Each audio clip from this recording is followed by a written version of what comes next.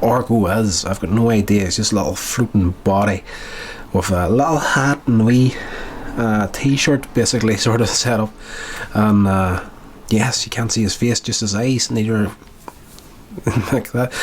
I need to put that right from the first episode here. I said Orko didn't have eyes. Orko does indeed have eyes, you just can't see his face.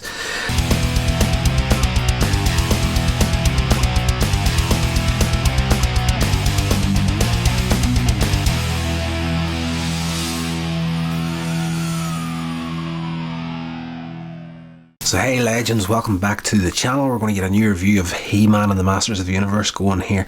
I haven't got into this series quite as often as I would have hoped to have done. I have had a couple of our little projects that were in the back burner, had to be sorted out before we could continue on with this, but we're back now. We're going to be doing these daily, so all fine and well. This episode is called Disappearing Act. And of course Skeletor's up to his old tricks again, and he's trying to come up with different ways to dominate Eternia. And at the beginning of the episode, him and Beast Man have set a plan to set off a volcano at Mount Krona, get it to erupt, and when the citizens are all in disarray from this here, they're going to attack the palace and kidnap Prince Adam.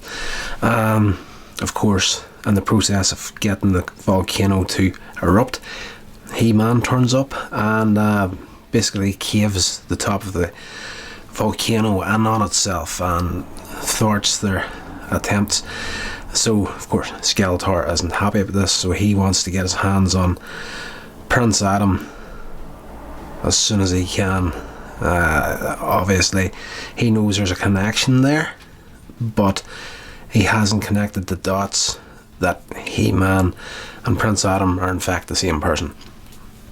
So his new plan is he has two helmets that make him invisible, and his plan is to get into the castle being invisible and kidnap Adam using the other helmet to make him invisible to get him out. So back at the back at the palace, everybody's having their usual day. Orko has been a bit of a klutz, and his rooms and paces and man-at-arms is giving him grief about, you know, do you ever tidy this place up? And Orko's like, well, where I came from we didn't have to clean our rooms. And man-at-arms is like, you have to here. So Orko, being Orko, decides he's going to use some magic to tidy up the room. So he's going through his stuff and he finds one of his old wands, and he starts casting these spells to clean up the room.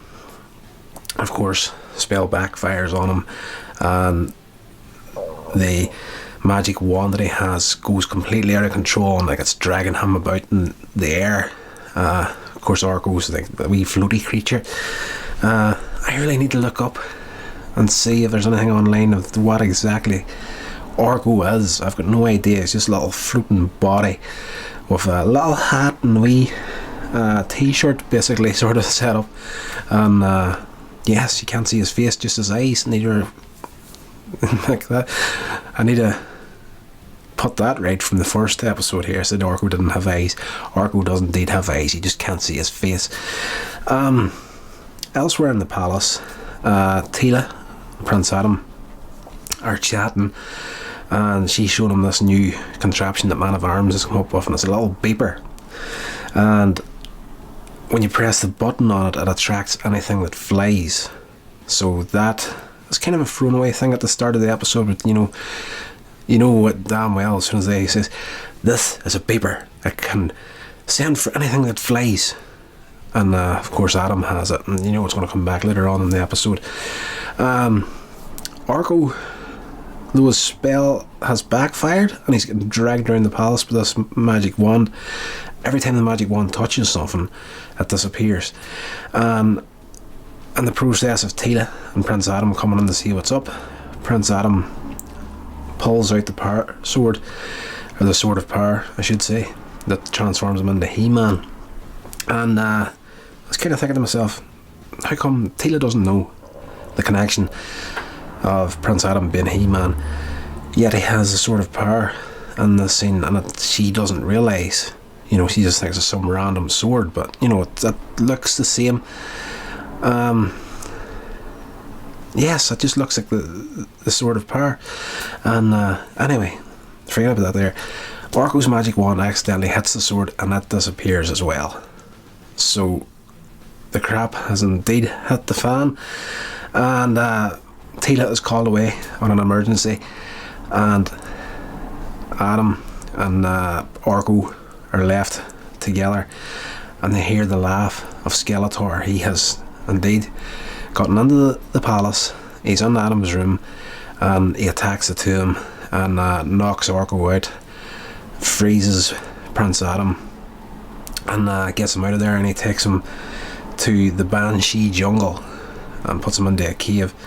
And before he leaves, he tells Orko, of course, you know, once you can get up, you can tell everybody where to come send He-Man to get Prince Adam. So like, what are we going to do here? Prince Adam, He-Man can't be in the same place at the one time as the one person. So to sort this out, they go see the sorceress. The sorceress works out that Orko's magic spell didn't just make the sword disappear, it transported it back in time. So she sends Orko and Cringer through a time gate into Eternia's past to get the sword, but she tells Man-at-Arms not to go. She sends him to build a robot version of He-Man, so they can use that as a diversion for Skeletor later on in the episode. So back in the past, Orko, Cringer, not the most fearless team on Eternia, are faced with a giant who at this point has got a tree in one hand, he's got the sword of power in the other hand, and he's like, you know, like trimming the tree down, making stuff out of it, and whittling the tree. That's the word I was looking for. Whittling the tree. And Orko manages to, well, he's like, you know, I was always told if you want something, ask for it politely. So he goes over to the giant. Excuse me, but I think you have our sword. And the giant just roars at him. Orko runs away. But he has the giant has this little tiny hat on top of his head, and Orko uses a magic spell to make the hat bigger so it falls down over his face, and he drops the sword. Cringer runs over, grabs the sword, and Orko make a run for it back to the time portal. But in the process of doing that, of course, Cringer is always afraid when he's not Battle Cat, and he's running through the forest screaming for help. And of course, every giant and monster within this jungle start chasing the two of them, but they manage to escape, get back into the present day to return the sword to Prince Adam so we can bring He-Man back. While all this has been happening, Skeletor and Beast Man have indeed been taken away by the robot version of He-Man. They've successfully diverted the two of them. They're chasing him down in the battle track, and eventually Skeletor manages to blast the battle track, and we meet once again He-Man. Let's fight, sort of thing. But as he's walking towards He-Man, the face falls off the front of the robot, and you can see the inner workings of the robot's face. So Skeletor is raging. He's like, let's get back to Banshee Forest. But I missed a little bit. At this point, He-Man turns up because they actually returned the power sword to Prince Adam. He breaks out of the cell in the Banshee Forest, transforms into He-Man, transforms Cringer into Battle Cat. They all meet at this part in the episode. So of course, him and Skeletor go at each other, and the third episode, and this is the closest we've really got to a fight between He-Man and Skeletor. But Skeletor uses the invisibility helmet to make himself invisible, to give him the upper hand in the fight. But He-Man asks Orko to give him his robe, so Orko jumps behind a tree, and the robe flies out magically into He-Man's hands. So he manages to grab a hold of Skeletor, being invisible, wraps the cloak around him so he can see where he's at.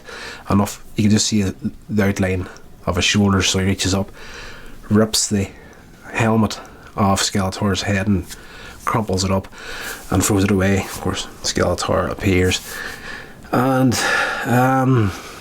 Skeletor's like, I'll get my, what do you call that stick that he has? The staff is, I can't remember the name of it. The staff's like a skull's head on the top of it. Anyway, Skeletor goes for that staff. It's weapon of choice. He's always carrying it, and Man-at-Arms is going to make a go for him, and He-Man is like, don't worry about it, let him go. And as Skeletor turns to attack again, he gets attacked by these wolf bats, which are essentially bats with wolves' faces, and the episode kind of closes out with Skeletor running away, getting chased by these bats, and Man-at-Arms is like, how did you know that was going to happen? And He-Man was like, your little beeper that attracts things that flies. I slipped that on the Skeletor's belt whenever I took the invisibility helmet from him. So there's a couple of wee pieces I missed in the middle of that there review. There's a new character, Stratos, appeared in this here earlier on in the episode, but he was kind of like just a link between Adam being found by the good guys. Adam used the beeper that attracts flying things to attract Stratos, which actually also brings the wolf bats into the story as well.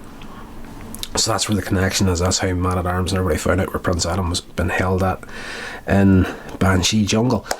At the end of the episode, essentially we've got our little closeout with Man-at-Arms this time, and he comes on the screen, and they usually give you a little moral of the story at the end of every episode in He-Man and the Masters of the Universe. And this one was quite simply, He-Man is the strongest man in the galaxy, but muscular strength isn't everything. He-Man was able to win in this episode because he used his brain to get out of the situation that he was in, and I outsmarted Skeletor by using his brain.